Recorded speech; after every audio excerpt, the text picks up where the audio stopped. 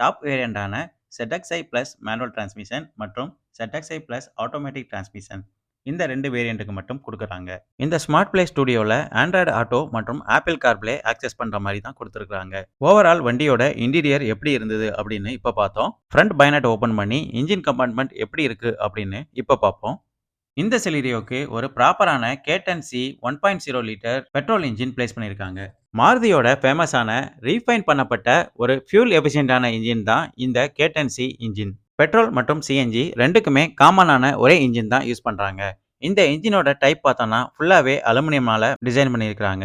3 cylinder with 12 வால்வ்ஸோட இந்த engine வருது. Boot door பொறுத்தவரையில இன்சுலேஷன் எதுவும் பண்ணல, பிளாங்கா தான் விட்டுருக்காங்க. இந்த K10C இன்ஜின் பொறுத்தவரையில நாய்ஸ் அல்லது ஹீட் இஷ்யூ எதுவும் இருக்காது. இதனால தான் இன்சுலேஷனை அவாய்ட் பண்ணியிருக்காங்க.